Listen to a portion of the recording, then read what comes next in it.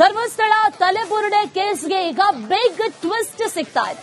ಕೇವಲ ಧರ್ಮಸ್ಥಳದಲ್ಲಿ ಮಾತ್ರ ಹಾಗಾದ್ರೆ ಶವವನ್ನ ಹೂತಿರೋದಾ ಅಂತ ಪ್ರಶ್ನೆ ಮಾಡಿದ್ದಾರೆ.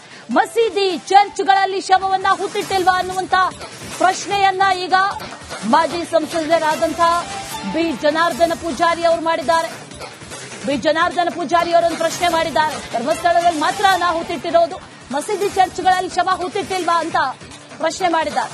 ದೇವಸ್ಥಾನದ ವಠಾರದಲ್ಲಿ ಶವ ಹೂಳೋದು ಪದ್ಧತಿ, ಧರ್ಮಾಧಿಕಾರಿ ವೀರೇಂದ್ರ ಹೆಗ್ಡೆ ಜೊತೆ ನಾವಿದ್ದೇವೆ ಅಂತ ಹೇಳಿದ್ದಾರೆ ಮಾಜಿ ಸಂಸದ ಬಿ ಜನಾರ್ದನ್ ಪೂಜಾರಿ. ಇದೇ ವಿಚಾರಕ್ಕೆ ಮಾತಾಡಿದ್ದಾರೆ. ಜೊತೆಗೆ ಮಾತಾಡುವಂತ ಸಂದರ್ಭದಲ್ಲಿ ಭಾವುಕರಾಗಿದ್ದಾರೆ, ಕಣ್ಣೀರು ಹಾಕಿದ್ದಾರೆ.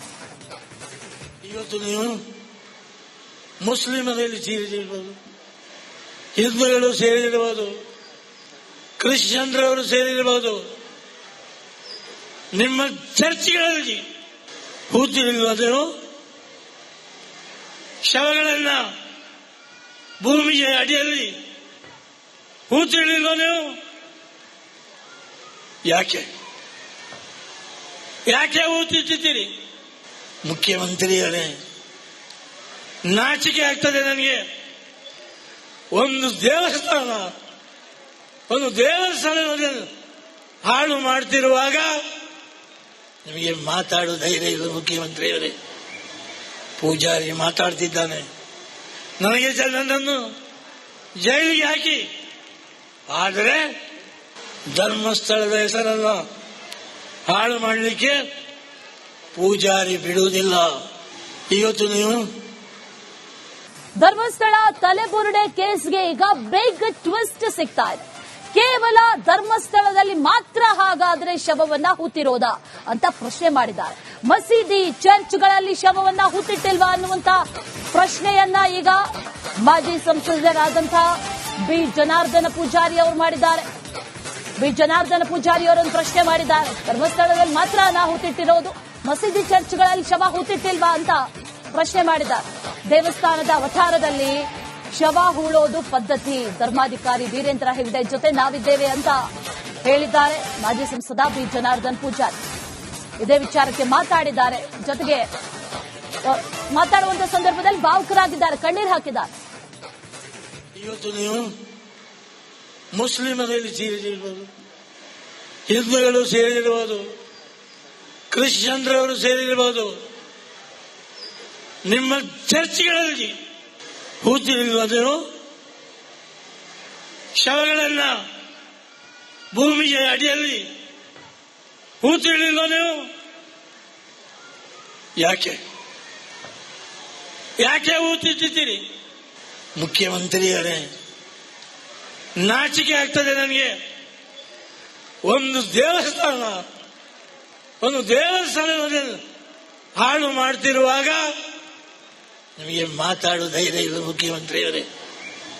ಪೂಜಾರಿ ಮಾತಾಡ್ತಿದ್ದಾನೆ, ನನ್ನನ್ನು ಜೈಲಿಗೆ ಹಾಕಿ, ಆದರೆ ಧರ್ಮಸ್ಥಳದ ಹೆಸರನ್ನ ಹಾಳು ಮಾಡಲಿಕ್ಕೆ ಪೂಜಾರಿ ಬಿಡುವುದಿಲ್ಲ. ಇವತ್ತು ನೀವು ಧರ್ಮಸ್ಥಳ ತಲೆಬುರುಡೆ ಕೇಸ್ಗೆ ಈಗ ಬಿಗ್ ಟ್ವಿಸ್ಟ್ ಸಿಗ್ತಾ ಇದೆ. ಕೇವಲ ಧರ್ಮಸ್ಥಳದಲ್ಲಿ ಮಾತ್ರ ಹಾಗಾದ್ರೆ ಶವವನ್ನ ಹೂತಿರೋದಾ ಅಂತ ಪ್ರಶ್ನೆ ಮಾಡಿದ್ದಾರೆ. ಮಸೀದಿ ಚರ್ಚ್ಗಳಲ್ಲಿ ಶವವನ್ನ ಹೂತಿಟ್ಟಿಲ್ವಾ ಅನ್ನುವಂತ ಪ್ರಶ್ನೆಯನ್ನ ಈಗ ಮಾಜಿ ಸಂಸದರಾದಂತಹ ಬಿ ಜನಾರ್ದನ ಪೂಜಾರಿ ಅವರು ಮಾಡಿದ್ದಾರೆ. ಬಿ ಜನಾರ್ದನ ಪೂಜಾರಿ ಅವರನ್ನು ಪ್ರಶ್ನೆ ಮಾಡಿದ್ದಾರೆ. ಧರ್ಮಸ್ಥಳದಲ್ಲಿ ಮಾತ್ರ ನಾ ಹೂತಿಟ್ಟಿರೋದು, ಮಸೀದಿ ಚರ್ಚ್ಗಳಲ್ಲಿ ಶವ ಹೂತಿಟ್ಟಿಲ್ವಾ ಅಂತ ಪ್ರಶ್ನೆ ಮಾಡಿದ್ದಾರೆ. ದೇವಸ್ಥಾನದ ವಠಾರದಲ್ಲಿ ಶವ ಹೂಳೋದು ಪದ್ಧತಿ, ಧರ್ಮಾಧಿಕಾರಿ ವೀರೇಂದ್ರ ಹೆಗ್ಡೆ ಜೊತೆ ನಾವಿದ್ದೇವೆ ಅಂತ ಹೇಳಿದ್ದಾರೆ ಮಾಜಿ ಸಂಸದ ಬಿ ಜನಾರ್ದನ್ ಪೂಜಾರಿ. ಇದೇ ವಿಚಾರಕ್ಕೆ ಮಾತಾಡಿದ್ದಾರೆ. ಜೊತೆಗೆ ಮಾತಾಡುವಂತ ಸಂದರ್ಭದಲ್ಲಿ ಭಾವುಕರಾಗಿದ್ದಾರೆ, ಕಣ್ಣೀರು ಹಾಕಿದ್ದಾರೆ. ಇವತ್ತು ನೀವು ಮುಸ್ಲಿಮರಲ್ಲಿ ಸೇರಿರಬಹುದು, ಹಿಂದೂಗಳು ಸೇರಿರಬಹುದು, ಕ್ರಿಶ್ಚಿಯನ್ರವರು ಸೇರಿರಬಹುದು, ನಿಮ್ಮ ಚರ್ಚ್ಗಳಲ್ಲಿ ಹೂತಿರಲಿಲ್ಲದೇನು? ಶವಗಳನ್ನ ಭೂಮಿಯ ಅಡಿಯಲ್ಲಿ ಹೂತಿರಲಿಲ್ಲ ನೀವು? ಯಾಕೆ ಹೂತಿಟ್ಟಿದ್ದೀರಿ? ಮುಖ್ಯಮಂತ್ರಿಯವರೇ, ನಾಚಿಕೆ ಆಗ್ತದೆ ನನಗೆ. ಒಂದು ದೇವಸ್ಥಾನವನ್ನು ಹಾಳು ಮಾಡ್ತಿರುವಾಗ ನಿಮಗೆ ಮಾತಾಡುವ ಧೈರ್ಯ ಇವರು ಮುಖ್ಯಮಂತ್ರಿಯವರೇ. ಪೂಜಾರಿ ಮಾತಾಡ್ತಿದ್ದಾನೆ, ನನಗೆ ನನ್ನನ್ನು ಜೈಲಿಗೆ ಹಾಕಿ, ಆದರೆ ಧರ್ಮಸ್ಥಳದ ಹೆಸರನ್ನು ಹಾಳು ಮಾಡಲಿಕ್ಕೆ ಪೂಜಾರಿ ಬಿಡುವುದಿಲ್ಲ. ಇವತ್ತು ನೀವು ಧರ್ಮಸ್ಥಳ ತಲೆಬುರುಡೆ ಕೇಸ್ಗೆ ಈಗ ಬಿಗ್ ಟ್ವಿಸ್ಟ್ ಸಿಗ್ತಾ ಇದೆ. ಕೇವಲ ಧರ್ಮಸ್ಥಳದಲ್ಲಿ ಮಾತ್ರ ಹಾಗಾದ್ರೆ ಶವವನ್ನ ಹೂತಿರೋದಾ ಅಂತ ಪ್ರಶ್ನೆ ಮಾಡಿದ್ದಾರೆ. ಮಸೀದಿ ಚರ್ಚ್ಗಳಲ್ಲಿ ಶವವನ್ನ ಹೂತಿಟ್ಟಿಲ್ವಾ ಅನ್ನುವಂತ ಪ್ರಶ್ನೆಯನ್ನ ಈಗ ಮಾಜಿ ಸಂಸದರಾದಂತಹ ಬಿ ಜನಾರ್ದನ ಪೂಜಾರಿ ಅವರು ಮಾಡಿದ್ದಾರೆ.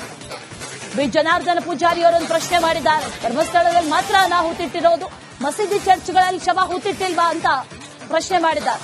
ದೇವಸ್ಥಾನದ ವಠಾರದಲ್ಲಿ ಶವ ಹೂಳೋದು ಪದ್ಧತಿ, ಧರ್ಮಾಧಿಕಾರಿ ವೀರೇಂದ್ರ ಹೆಗ್ಡೆ ಜೊತೆ ನಾವಿದ್ದೇವೆ ಅಂತ ಹೇಳಿದ್ದಾರೆ ಮಾಜಿ ಸಂಸದ ಬಿ ಜನಾರ್ದನ್ ಪೂಜಾರಿ. ಇದೇ ವಿಚಾರಕ್ಕೆ ಮಾತಾಡಿದ್ದಾರೆ. ಜೊತೆಗೆ ಮಾತಾಡುವಂತ ಸಂದರ್ಭದಲ್ಲಿ ಭಾವುಕರಾಗಿದ್ದಾರೆ, ಕಣ್ಣೀರು ಹಾಕಿದ್ದಾರೆ. ಇವತ್ತು ನೀವು ಮುಸ್ಲಿಮರಲ್ಲಿ ಸೇರಿರಬಹುದು, ಹಿಂದೂಗಳು ಸೇರಿರಬಹುದು, ಕ್ರಿಶ್ಚಿಯನ್ರವರು ಸೇರಿರಬಹುದು, ನಿಮ್ಮ ಚರ್ಚ್ಗಳಲ್ಲಿ ಹೂತಿರಿಲ್ವದೇನು? ಶವಗಳನ್ನ ಭೂಮಿಯ ಅಡಿಯಲ್ಲಿ ಹೂತಿರಿಲ್ವದೇನು? ಯಾಕೆ ಹೂತಿಟ್ಟಿದ್ದೀರಿ? ಮುಖ್ಯಮಂತ್ರಿಯವರೇ, ನಾಚಿಕೆ ಆಗ್ತದೆ ನನಗೆ. ಒಂದು ದೇವಸ್ಥಾನವನ್ನು ಹಾಳು ಮಾಡ್ತಿರುವಾಗ ನಿಮಗೆ ಮಾತಾಡುವ ಧೈರ್ಯ ಇವರು ಮುಖ್ಯಮಂತ್ರಿಯವರೇ. ಪೂಜಾರಿ ಮಾತಾಡ್ತಿದ್ದಾನೆ, ನನಗೆ ನನ್ನನ್ನು ಜೈಲಿಗೆ ಹಾಕಿ, ಆದರೆ ಧರ್ಮಸ್ಥಳದ ಹೆಸರನ್ನು ಹಾಳು ಮಾಡಲಿಕ್ಕೆ ಪೂಜಾರಿ ಬಿಡುವುದಿಲ್ಲ. ಇವತ್ತು ನೀವು ಧರ್ಮಸ್ಥಳ ತಲೆಬುರುಡೆ ಕೇಸ್ಗೆ ಈಗ ಬಿಗ್ ಟ್ವಿಸ್ಟ್ ಸಿಗ್ತಾ ಇದೆ. ಕೇವಲ ಧರ್ಮಸ್ಥಳದಲ್ಲಿ ಮಾತ್ರ ಹಾಗಾದ್ರೆ ಶವವನ್ನ ಹೂತಿರೋದಾ ಅಂತ ಪ್ರಶ್ನೆ ಮಾಡಿದ್ದಾರೆ. ಮಸೀದಿ ಚರ್ಚ್ಗಳಲ್ಲಿ ಶವವನ್ನ ಹೂತಿಟ್ಟಿಲ್ವಾ ಅನ್ನುವಂತ ಪ್ರಶ್ನೆಯನ್ನ ಈಗ ಮಾಜಿ ಸಂಸದರಾದಂತಹ ಬಿ ಜನಾರ್ದನ ಪೂಜಾರಿ ಅವರು ಮಾಡಿದ್ದಾರೆ. ಬಿ ಜನಾರ್ದನ ಪೂಜಾರಿ ಅವರನ್ನು ಪ್ರಶ್ನೆ ಮಾಡಿದ್ದಾರೆ. ಧರ್ಮಸ್ಥಳದಲ್ಲಿ ಮಾತ್ರ ನಾ ಹೂತಿಟ್ಟಿರೋದು, ಮಸೀದಿ ಚರ್ಚ್ಗಳಲ್ಲಿ ಶವ ಹೂತಿಟ್ಟಿಲ್ವಾ ಅಂತ ಪ್ರಶ್ನೆ ಮಾಡಿದ್ದಾರೆ. ದೇವಸ್ಥಾನದ ವಠಾರದಲ್ಲಿ ಶವ ಹೂಳೋದು ಪದ್ಧತಿ, ಧರ್ಮಾಧಿಕಾರಿ ವೀರೇಂದ್ರ ಹೆಗ್ಡೆ ಜೊತೆ ನಾವಿದ್ದೇವೆ ಅಂತ ಹೇಳಿದ್ದಾರೆ ಮಾಜಿ ಸಂಸದ ಬಿ ಜನಾರ್ದನ್ ಪೂಜಾರಿ. ಇದೇ ವಿಚಾರಕ್ಕೆ ಮಾತಾಡಿದ್ದಾರೆ.